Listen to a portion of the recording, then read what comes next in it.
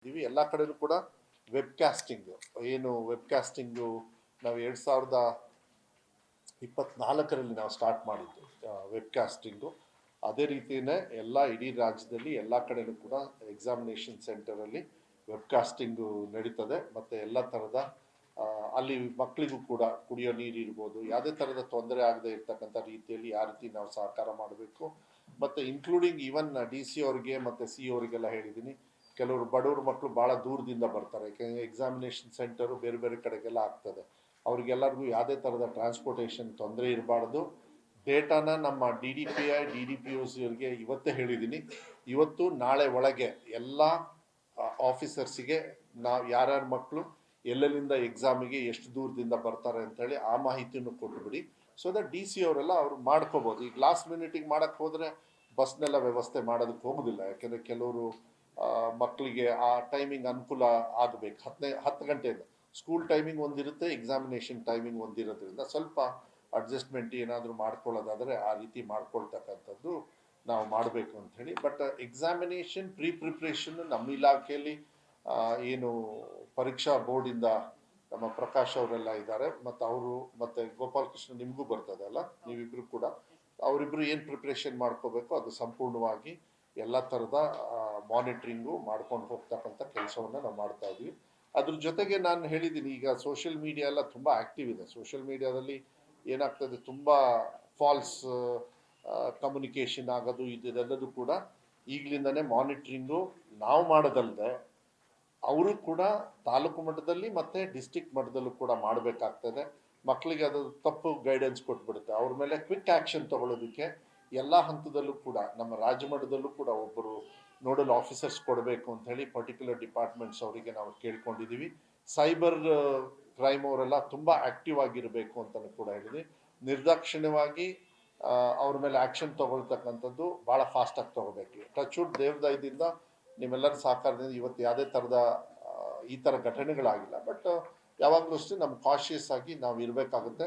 ಆಮೇಲೆ ಹೆಬಿಚುವಲ್ ಅಫೆಂಡರ್ಸಿಗೆ ಈಗಾಗಲೇ ಅವರಿಗೆಲ್ಲ ಯಾವ ರೀತಿ ವಾರ್ನಿಂಗ್ ಕೊಡಬೇಕು, ಯಾವ ರೀತಿ ಅವ್ರನ್ನ ಪ್ರಿಕಾಷನರಿ ಮೆಷರ್ಸ್ನ ಅವ್ರ ವಿರುದ್ಧವಾಗಿ ತಗೊಳ್ಬೇಕಾಗ್ತದೆ.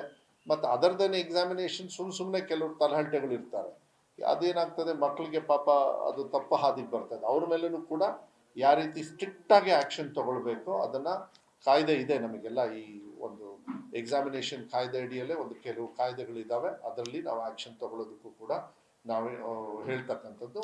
ಮತ್ತು ತಮಗೆ ನಾನು ವಿಶೇಷವಾಗಿ ನಾನು ಹಂಚ್ಕೊಳ್ಳಿಕ್ಕೆ ಇಷ್ಟಪಡೋದು ಏನು ಅಂತ ಹೇಳಿದರೆ, ಬರೀ ನಾವು ನಮ್ಮ ಪ್ರಿಕಾಷನರಿ ನಾವು ಮಾಡ್ಕೊಳ್ತೀವಿ, ಆದರೆ ಮಕ್ಕಳನ್ನು ಕೂಡ ಯಾವ ರೀತಿ ನಾವು ತಯಾರಿಯನ್ನು ಮಾಡಿದ್ದೀವಿ ಅಂತಕ್ಕಂಥದ್ದು ಹಂಚ್ಕೊಳ್ಳೋದಕ್ಕೆ ನನಗೆ ಭಾಳ ಸಂತೋಷ ಆಗ್ತದೆ. ಯಾಕೆಂದರೆ ನಾವು ಬೆಳಗಾಂ ಸೆಷನಲ್ಲಿ ಇದ್ದಾಗ, ಬೆಳಗಾಂ ಸೆಷನ್ ಲಾಸ್ಟ್ ಡೇ ಅವತ್ತು ಒಂದು ಕಾರ್ಯಾಗಾರ ನಾವು ಶುರು ಮಾಡಿದ್ವಿ.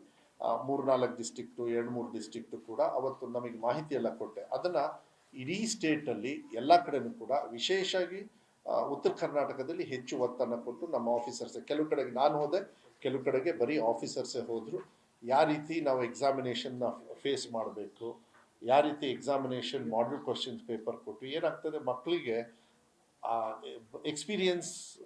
ಈಗ ಸೈಕಲ್ ಹೊಡಿಬೇಕಂದ್ರೆ ಸೈಕಲ್ ಪರ್ಚೇಸ್ ಮಾಡಿದ ದಿವಸ ಸೈಕಲ್ ಹೊಡಿಯೋಕ್ಕೆ ಬರಲ್ಲ, ಅದನ್ನ ಓಡಿಸ್ಬೇಕು ದಿನ. ಹಾಗೆ ಎಕ್ಸಾಮಿನೇಷನ್ನು ಕೂಡ ಭಾಳ ಫ್ರೀ ಆ್ಯಂಡ್ ಫೇರ್ ಆಗಿ ಸಂತೋಷದಿಂದ ತೊಗೊಳ್ಬೇಕು. 2nd and 3rd ಎಕ್ಸಾಮ್ ಮಾಡಿದ ಮೇಲೆ ಫಸ್ಟು ನಾವು ಯಾವಾಗ ಲಾಂಚ್ ಮಾಡಿದ್ವಿ ಆವಾಗ ಮಕ್ಕಳಿಗೆ ಇನ್ನೂ ಆ ಮಾಹಿತಿ ಗೊತ್ತಿರಲಿಲ್ಲ. 2ನೇ ಎಕ್ಸಾಮ್ ಈಗೇನು ನಡೀತಾ ಇದೆ, ದೇ ಆರ್ ವೆರಿ ಹ್ಯಾಪಿ, ಆರಾಮಾಗಿ ಹೋಗಿ ಸೆಕೆಂಡ್. ಈಗ CBSE ನಾನು ನಿನ್ನೆನೂ ಕೂಡ ಯಾವುದೋ ಒಂದು ಮಾಧ್ಯಮದಲ್ಲೂ ಕೂಡ ಆರ್ಟಿಕಲ್ ನೋಡಿದೆ, CBSEನೂ ಕೂಡ ಈಗ 2 ಎಕ್ಸಾಮ್ ಪಾಲಿಸಿ ಎಲ್ಲ ಮಾಡಿದ್ದಾರೆ ಅವರು ಕೂಡ. ಅಂದರೆ ಇಟ್ ಈಸ್ ಫಾರ್ ಮಕ್ಕಳಿಗೆ ಅನುಕೂಲ ಆಗಬೇಕು, ಕೆಪಾಸಿಟಿ ಇರ್ತದೆ, ಫ್ರೆಂಡ್ಲಿ ಆಗಿರಬೇಕು ಎಕ್ಸಾಮ್, ಭಯನೇ ಇರಬಾರ್ದು. ಅದನ್ನ DC ಅವ್ರಿಗೂ ನಾವು ಹೇಳಿದ್ವಿ, ಯಾವುದೇ ಥರದ ಭಯ ಇಲ್ಲದೆ ಇರತಕ್ಕಂಥ ರೀತಿಯಲ್ಲಿ ಮತ್ತು ಫ್ರೀಯಾಗಿ ಹೋಗ್ಬೇಕು. ಟ್ರಾನ್ಸ್ಪೋರ್ಟೇಷನ್ ಇರ್ಬೋದು, ಎಕ್ಸಾಮಿನೇಷನ್ ಅಲ್ಲಿ ಸುತ್ತಮುತ್ತ ವಾತಾವರಣ ಇರ್ಬೋದು, ಎಲ್ಲದೂ ಕೂಡ ಕಾಮಾಗಿರಬೇಕು, ಚೆನ್ನಾಗಿರಬೇಕು, ಯಾವುದೇ ಥರದ ನಾಯ್ಸ್ ಇಲ್ಲದೆ ಅವ್ರು ಧೈರ್ಯವಾಗಿ ಸ್ವತಂತ್ರವಾಗಿ ಎಕ್ಸಾಮಿನೇಷನ್ ತಗೊಳ್ತಕ್ಕಂಥ ವ್ಯವಸ್ಥೆಯನ್ನು ನಾವು ಎಕ್ಸಾಮಿನೇಷನಲ್ಲಿ ನಾವು ಸಾಕಷ್ಟು ಮಾಡೆಲ್ ಕ್ವೆಶ್ಚನ್ ಪೇಪರ್ನೆಲ್ಲ ತಗೊಂಡು ಈ ವ್ಯಾಪ್ತಿಯಲ್ಲೇ ಈ ಪ್ರಶ್ನೆಗಳು ಬರ್ತವೆ, ಅದನ್ನು ನೀವು ಚೆನ್ನಾಗಿ ಓದ್ಕೊಳ್ಳಿ ಅಂತ ಹೇಳಿ ಸಂಪನ್ಮೂಲ ವ್ಯಕ್ತಿಗಳನ್ನು ಐಡೆಂಟಿಫೈ ಮಾಡಿ ಅವರಿಗೆ ಫಸ್ಟ್ ಟ್ರೈನಿಂಗ್ ಕೊಟ್ಟು ಅವ್ರು ಹೋಗಿ ಬೇರೆ ಶಾಲೆಗಳಿಗೆ ಮತ್ತು ಟೀಚರ್ಸಿಗೆ ಟ್ರೈನಿಂಗ್ ಕೊಡ್ತಕ್ಕಂಥದ್ದು. ಆ ಟೀಚರ್ಸು ಮಕ್ಕಳಿಗೆ ಅದನ್ನು ಟ್ರಾನ್ಸ್ಫರ್ ಆಗ್ತಕ್ಕಂಥದ್ದು.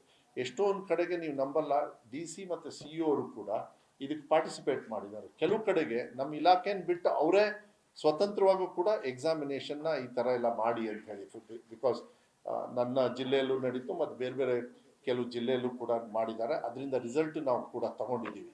ಆಮೇಲೆ PUCಯಲ್ಲಿ ನಾನು ಭರತ್ ಅವರು ಇವತ್ತು ಬೆಳಗ್ಗೆ ನಮಗೆ ಕೊಟ್ಟರು, ಈ ಒಂದು ಎಕ್ಸಾಮಲ್ಲಿ ಫೇಲ್ ಆಗವ್ರೆ 23,000 ಜನರಿದ್ದಾರೆ, ಕರೆಕ್ಟಾ? 23,000 ಸುಮ್ಮನೆ ಒಂದು ಗಾಬರಿಗೆ ಈಗಿರುತ್ತಲ್ಲ 5 ಸಬ್ಜೆಕ್ಟಲ್ಲಿ ಯಾವುದೋ ಒಂದು ಇಲ್ಲ ಕಣೋ, ನಾವೆಲ್ಲ I think we all would have faced it. ನಂಗೆ ಆ ಮ್ಯಾಥ್ಸ್ ಅಂದರೆ ಆಗಲ್ಲ ಮರೆ, ಎಲ್ಲದೂ ಓಕೆ, ಅದೊಂದು ನಾಸಿ ಅಷ್ಟೇ. ಅದನ್ನು ನಾವು ಅನ್ಕೊಂಡ್ಬಿಡ್ತೀವಿ. ಇಲ್ಲ ಇನ್ನೊಬ್ರು ಏನು ಮಾಡ್ತಾರೆ, ನನಗೆ ಸೈನ್ಸ್ ಅಂದರೆ ಆಗೋದಿಲ್ಲ, ಇಲ್ಲಾಂದರೆ ಫಿಸಿಕ್ಸ್ ಅಂದರೆ ಆಗೋದಿಲ್ಲ, ಯಾವುದೋ ಒಂದು ಅದು ಮೈಂಡಲ್ಲಿ ಇಟ್ಕೊಳ್ತಾರೆ. ಅಂಥವ್ರನ್ನು ಕೂಡ ನೀವು ಐಡೆಂಟಿಫೈ ಮಾಡಿ ಯಾವ ರೀತಿ ನಾವು ಅವರಿಗೆ ಸಹಕಾರ ಮಾಡಬೇಕು ಅಂಥೇಳಿ DC ಮಟ್ಟದಲ್ಲೂ ಕೂಡ